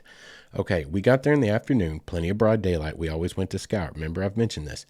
And we were back in there. We had scouted out our camp. We had found a place to build our camp, which was way the heck away from our cars, down the hill, off a freaking really unimproved old logging road.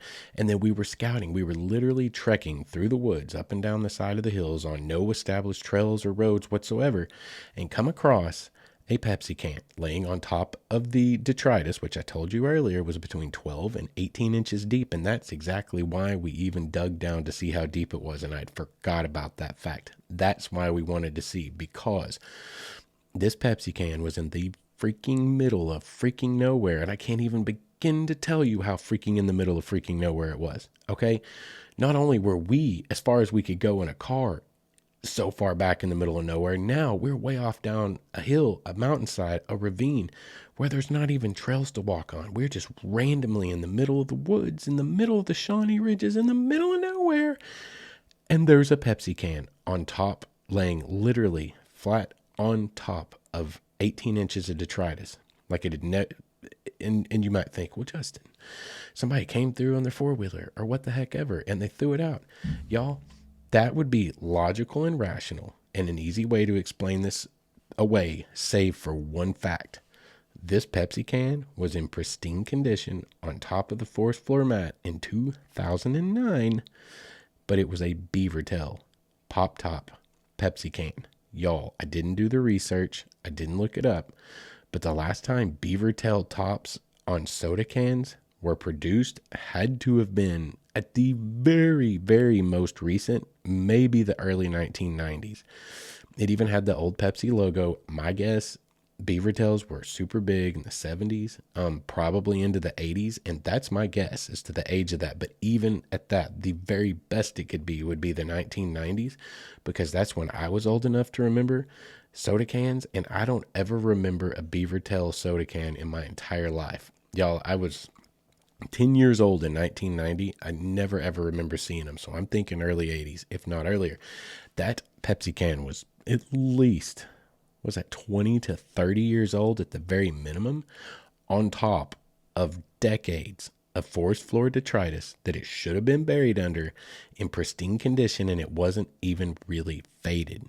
Y'all know how fast beer cans and Pepsi cans and soda cans fade. If you hike trails and you've ever seen one laying there and kick that thing over to pick it up and one side of it's almost white, y'all, this has been out there for decades, somehow uncrushed, uncovered. Anyway, first indicator that it was going to be a weird freaking night. Okay, now let's get into the actual message he sent me real quick. Listening to the Brushes with the Unexplained episode. Bruh, you forgot to mention on the Little People episode that we heard what Joe said sounded like two Louisville sluggers being slammed together. That's when we decided to get out of there, and when we started sharing how much we did not want to stay the night. I honestly felt like if I had went to sleep that night, I would have never woke up. We started off in pairs, taking stuff back to the car, but the feeling of dread kept building and building and building, so much that we quickly went from making trips back to the vehicles paired up to all of us going back and forth together in a horizontal line from camp to car. That feeling of absolute horror kept growing so much that by the time we were trying to leave, we were in full-on panic mode. Duke and I were out of the cars trying to direct them as they backed up, and I kept feeling like at any moment I was going to be grabbed and pulled into the woods. We hauled Expletive out of there, and everyone in the Suburban was talking about how Expletive scared we were, so Expletive unashamedly at that, and that feeling stayed constant until we crossed the 83-59 junction, and all of a sudden we said in unison that that feeling was gone, and then you Expletives called us and said the exact same thing, that once you passed the junction, everyone felt normal. Y'all, every word of that is true. I completely forgot about the sound Joe heard. Irish Joe, our camera operator, also an original Possum Valley gangsta.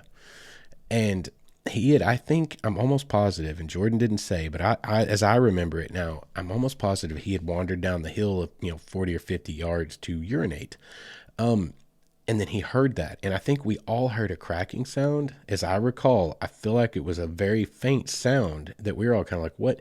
And then he came up and he said it sounded like two Louisville sluggers being cracked together, slammed together right next to him. And that's when we were all like, yep, it's time to leave. That's when that moment occurred, when we were like, that's it, we're gone. This is so messed up. Everyone was like, I've been feeling dread all this time, and that's when it started to go on downhill. I also want to point out that months later, we went to the Bigfoot Festival in Honobia, Oklahoma as one of our final episodes. It was going to be like a massive 2-hour season finale or something. It's how we were going to try to wrap up our pilot season. And we got to go explore with those guys. I talked about it last year. We got to go and explore and look for Bigfoot with them and learn about their super secret trade techniques or whatever, and meet a bunch of anthropologists and physiologists. Like I talked about Dr. Jeff Meldrum and R. Scott Nelson. Y'all, we met some real people that year. But they told us down there that the way big feet communicate to their understanding and what they believe is through tree knocks, which they described, and I kid you not, sounds like slamming a wooden baseball bat into a tree is exactly what they said. And what did Joe say? What did Irish Joe White say? It sounded like two Louisville Sluggers being slammed together right behind him. Y'all, that is trippy, and that is true. And also, one of the anthropologists there had a theory that Bigfoot has pheromones that induce the fight or flight mechanism in humans. Because a lot of times when say Bigfoot stories, they talk about the fight or flight mechanism. And that's why he thinks people rarely see them, right? Again, spooky season, y'all. Suspend your disbelief. Hang in here with us. It is the spooky weekend, and just sit back and relax and enjoy the fun. But that's what they said. And there was that night a legit fight or flight feeling that we all had, and we did hear those noises, and those rocks did fall in the forest. And speaking of rocks, one other thing that I forgot that is so super freaking important, and I can't believe I forgot it. Where we were catching the lights out in the forest on the infrared that we couldn't see with our naked eye, Jordan reminded me that we had found a perfect circle, a ring of rocks around a tree. He called it a quote, end quote, fairy circle around a giant old growth pine tree. And those pine trees were probably 60, 80, 100 years old. Like those old loblolly pines, plantation pines, they grow up there 100 feet tall. Those dudes are usually 60 to 80 years old at that stage of their growth and development. This circle ringed around one of those old growth pine tree bases. And like they say, there's no such thing as a perfect circle in nature, right? These rocks were big rocks, not little tiny ones like that we were seeing thrown around, but big ones like tiny, bowling ball size type, roughly rock boulders, or not boulders, but rocks. And they were spaced so perfectly, evenly, almost like a circle, like it was so close to being a perfect circle. That's what made it stand out. And we were like, yo, did we come up on some kind of a ritual side at some point? Yeah, guys, it was a whole thing that night. Everything he just said, you just got to hear it from another person's perspective. And y'all, that's the other weird thing. Why do you get this other perspective? And why did I get to add these extras in tonight that I, honest to God, completely had slipped in my mind after 15 years? Because when I uploaded the 2 episodes last Sunday at the same time, we rolled around to Tuesday night and I dropped what was supposed to be Tuesday's episode that you guys have already listened to, Ghost Trippin'. I accidentally dropped this one on YouTube first, the not one you're listening to tonight. And apparently Jordan, the only person out there in the world that probably listens to me, because I doubt Joe or Duke or anyone else does, the only person in the world that apparently listens to me, and I didn't find out that until last Tuesday night, which I love. Thank you, Jordan. That makes me feel so happy and special. The only person out there that would have any idea, and only person apparently that in the 30 seconds I caught it. As soon as I dropped it, I caught it and started pulling it. And apparently it went through his subscription immediately. And apparently he started listening immediately, because like 30 to 45 minutes later, after my little snafu and I had fixed it up and dropped the proper episode, I get a message from him, and it's this message. So literally the only human on this planet that's probably ever going to listen to me that would have known those facts and remembered that from that night and was able to add this into the story and not completely miss it was him. And he's the only person that got an accidental sneak peek. The only time I've ever done this, ever, in 2 years now, I've never accidentally dropped the wrong episode. Dropped it for like 30 seconds, no more than 30 seconds, and was already pulling it because I realized it as soon as I saw the thumbnail pop up. That fast. And there you go. You get the whole story. But I'm going to get you guys back to tonight's show now. Big shout out to Jorbo. If any of you guys out there need a great director of photography, camera operator, and lighting tech, Instagram.com/HOSPOS, HOSSPOSS. heck of a dude, one of my favorite people to this day in the entire world. So thank you guys for dealing with my little interruption. And now back to me. I hope you're finding the tales of the season interesting tonight and a little bit creepy. I only have one more, and I know we've gotten super long tonight, but I intended from the jump to let this episode run as long as it took to tell all the tales I wanted to tell, and guess what? I still didn't even get a few in, but my head at this point is throbbing. It's time to finish up. In this episode, we did get everything into this episode. It was the last episode we made a few omissions on to keep the ball rolling, as I was on my little recording marathon today. Final episode is the story of Tilly Willie's Bridge in Fayetteville, Arkansas. Tilly Willie's Bridge. Silly name, right? Well, it's one of those things where it's just a colloquialism that got picked up. Original settler family was the Wilsons, and a woman lived there named Matilda Wilson, and it was known as Matilda Wilson's Ford because she had a ford across the White River at the point where Tilly Willie's Bridge was built later on. And once the bridge was built, I'm sure it became Tilly Willie's Ford at some point, but like you had Tildy Wilson, and all those things eventually got shortened into Tilly Willie. So you got Tilly Willie's Bridge. Tilly Willie's Bridge is famous in NWA, and it's got multiple ghost stories of many, many, many kinds. You have got the U of A college student who plunged off there in the 70s and died, supposedly. Though we couldn't find records of that. That one's actually probably plausible because that's totally researchable. And then you got all these different stories. But supposedly what the haunting is there's a little green goblin man that kicks around in the water, supposedly. And then there's also this spinning woman in white that dances through the fields and spins through the fields. These are the stories that are told about the Tilly Willie's Bridge. Interestingly enough, not a crybaby bridge, but a creepy bridge, a spooky bridge nonetheless, right? Okay, so we go up there to explore. All the research that we could do would not net us any information whatsoever about the origin of the bridge, when it was built. We found where the county road commissioners, we don't know when it was built. We have no idea. The records don't go back that far. We have no idea what it actually is, when it was built. No clue. So we were like, holy crap, this is crazy. Well, we get there on our initial day, and we go in to do what we would call, we went out to scout. We went out on our scout during the day to go see, because this one was important to scout. We didn't want to fall off the bridge at night. There's a lot of water there, and fast moving water, and undercurrents and stuff that could happen when the water's high enough. Get you killed real quick, right?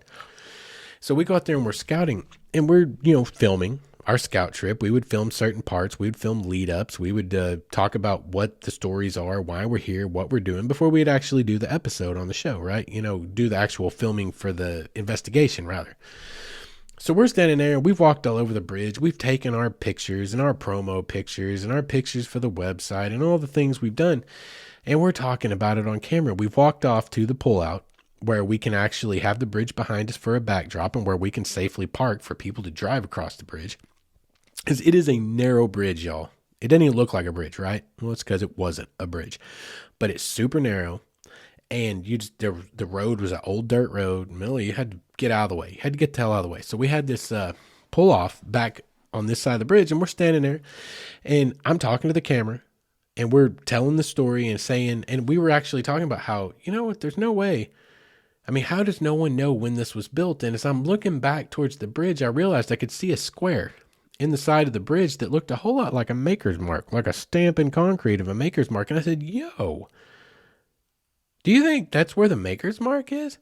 So we go over and hang off the side of the bridge and look, and sure enough, 1928, E.M. Ratliff, engineer. So the county road commissioner had no damn clue when it was built, but On the Fringe was there to solve the mystery. Day one.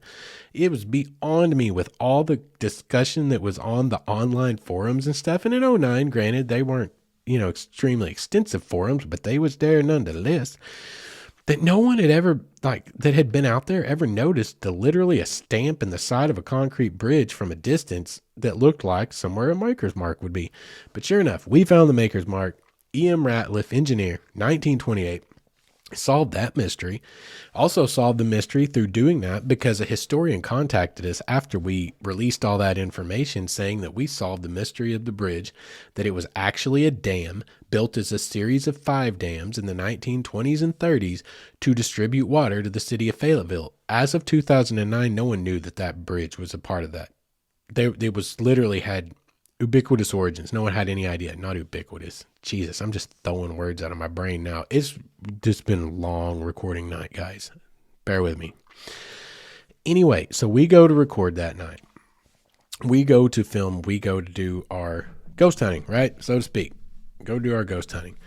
Well, part of ghost hunting today still, and it was back then when we were getting pushed into doing this, was using voice recorders and asking questions and trying to get what they call EVPs, electronic voice phenomena, whatever. So we're out there and we're looking for whoever's there. Okay, we got all these stories. We got all these little snippets that maybe this happened, maybe this happened. But the only thing we really had is possibly the college student, a male that drove off the bridge by accident because it didn't have rails. It had no sidings back in the day. Like, it was just little bumps. You could easily just curb your tire and go, and you're in the creek. Or in the river, rather. And that supposedly happened in the 70s. And that was about the only story we had at the time. But we're looking for this girl in white. And we even talked about in the episode, how does this girl in white relate to the dude that drove off the bridge?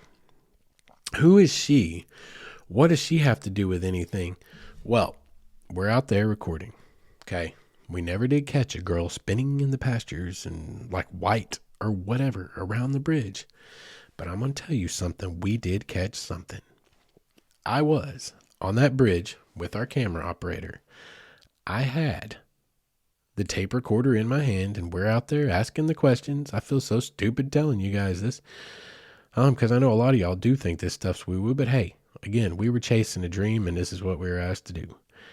And this is one of those events that happens to a person in their life that literally makes them question everything they didn't know and everything they did know or thought they knew. And again, I'm putting it on the line, baby. You're getting the real story tonight. I'm holding this tape recorder out and I'm asking questions. And I asked the question, what was your name? And about 7 seconds passes, while I'm giving their time and space and I'm thinking of the next question. And about 7 seconds passes, and all of a sudden, there's a white flash of light. I'm looking out towards the river. The tape recorder is out at arm's length to my right, so it's in my peripheral vision. I'm not looking directly at it. A white flash of light goes right by the tape recorder, right by my hand, like in an instant. It was like getting buzzed by a bird or something. The problem is there were no lights out there to even say, oh, that was a reflection of a bug that shot by your hand. No, there was a bright ball of light, or a flash of light rather, that went right by my hand. And it scared me because it startled me and I jumped, and you hear me on the tape go, oh, Frank. Let's say Frank. This is a family friendly show. I was like, oh, Frank. Okay. So scared the hell out of me. I jumped back. Jordan, was it Keith on the bridge with me? I think it was Keith. Anyway, they steadied me because I jumped back and we're on this little tiny bridge that's just falling straight off in the water with no guardrails. Like I almost stepped off into the river. Okay, so we get ourselves collected and I continue to ask more questions because at the time, all I knew is I just saw an inexplicable flash of light right by my freaking face, right? So I continue to ask questions after I've composed myself, and later on, I say something to the effect of, if you'll speak right into this little red light here, we can document you. And then it goes on, and I ask more questions, whatever. So we wrap up the investigation for the night. We did have something crazy happen, something tall jump into the water, and interestingly enough, there's some kind of story about a goblin or some whatever. I think it was probably like a beaver, but I could see him in the moonlight, and it was standing on its back legs, and it was only a couple of feet tall, but I'm guessing it was like a beaver that was standing up to look at us because he was curious, and then he like just bailed off in the water, and it's this big loud splash. I could see him though, but I'm going to assume it was a beaver. I have to assume it was a beaver because it shouldn't have been anything other than a beaver. But as for the tape and the recordings, we plugged it in to the car stereo just to give a preliminary listen through as we were just driving back to our hotel for the night. We'd wrapped up the show. Now we have to we're not wrapped up the show, wrapped up the shoot for On Location. Well, then we got to go through all the evidence and we got to wrap up the show with an evidence reveal or analysis or whatever, right? Well, we thought, well, while we're driving back to the hotel back in town, let's just go ahead and play it through the speakers and let's just see if we hear anything just outright. We get to the point where I say, "What was your name?" And you hear, okay, there's the 7-second pause, and we're all in the Suburban, right? There's the 7-second pause, and right before you hear me yell out, "Oh, Frank," which would mean the exact moment that white light flashed right by my head, right by that tape recorder, plain as day, you hear a female voice in a whisper say, "Sarah." There was mass pandemonium in that Suburban. We are probably fortunate that people didn't die in that Suburban that night. It was chaos. We had to pull over to the side of the road. Everyone was freaking out, and we backed it up, and we listened again. "What was your name?" "Sarah." That truly and sincerely happened, y'all. And the way we were able to pinpoint it to the moment of that flash of light is because you hear that female whisper say "Sarah" a split second before you hear me on the tape go, "Oh, Frank," and freak out. Okay, it gets better. So we get back to town and we do the full analysis of all the tapes and all the footage and all the things and all the equipment that we'd taken out there, right? And Joe, Irish Joe White, our sound guy, found another voice or another place with the voice in it. And what you hear is me saying, "If you can speak into this thing in my hand, into this light in my hand, we can document you." And right in the middle of the second and third syllable of document, right between Q and mint, document, you hear the same voice in the same whisper at the same pitch with the same timbre go, "Thank you." I'm not kidding, y'all. My hair on my arm standing up right now. Can you see that? You guys watching on YouTube, just retelling it every time. And I've shown a few people, because you can still buy the DVDs, y'all, On the Fringe, Tilly Willie's Bridge. Go find it on Amazon right now. Again, young Justin, 13 years ago, no beard and hair. Actually had hair. Anyway, it really happened. Something talked to me, and it changed my worldview and the way and what I was willing to question, y'all. Really happened. Tilly Willie's Bridge, unfortunately, is closed today. They tore it down, even though we discovering it, or who made it, actually helped a historian almost save it to the historic register. Almost. He fell short. The bridge was demolished and a new one built just upstream. However, I did some research today and have found that people are still going and looking for the girl spinning in the pastures at Tilly Willie's Bridge on the new bridge that was built just upstream. And it would appear, according to all of them, that whatever it is they're seeing or hearing has found its way to the new bridge. So if you'd like, you can come and road trip, legend trip, ghost trip your way to check out Tilly Willie's Bridge. All the information you need to find it will be right there on the old interwebs. Fayetteville is an awesome little college town, y'all. There are some great places to eat. There's some great, if you're into going to the bars and the clubs, there's some amazing ones down. Close to the campus, the view of y'all, Fayetteville, Northwest Arkansas is an awesome place. Take you a legend trip, go down, maybe take a shot, see if you can go out there and find Sarah and talk to her. I mean, hell, now that I'm talking about it now, I'm half tempted to want to go back and talk to her myself, see if I could get more info.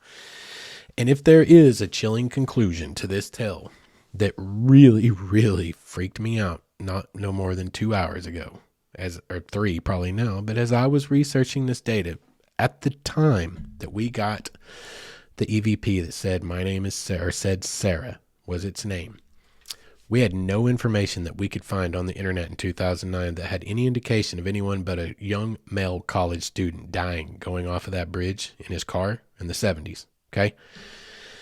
When I was researching earlier, and I am unable to verify it at this moment, I looked and looked, but I'm sure that if it did happen, it could be verified. If anyone wants to go search archives, I would, had I more time. But I saw a story that was not there that I had access to in the 09 that would have changed the game on how we felt about that EVP.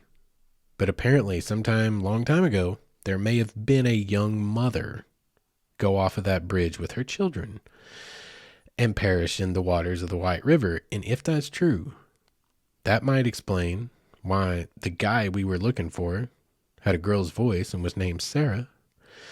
And it also might explain the twirling white lady in the fields, which we didn't see. And I highly doubt anyone will ever see, to be completely honest. But that sent chills down my spine earlier when I saw there's actually a female associated with drowning in that river where that bridge was, because that was information we did not have 13 years ago when we had someone named Sarah say thank you for remembering her, I guess. Anyway, that is going to wrap it up for tonight. And this is a long episode, and I hope you guys enjoyed it. It is the spooky season, and I hope you have a spooky weekend and you enjoy your Halloween celebrations. Until next time, you guys know where to find all the stuffs, so I'm not even going to go over it tonight. We will catch you guys in a couple of weeks. Have a good night. Have a creepy weekend. And until next time, you guys be good to each other.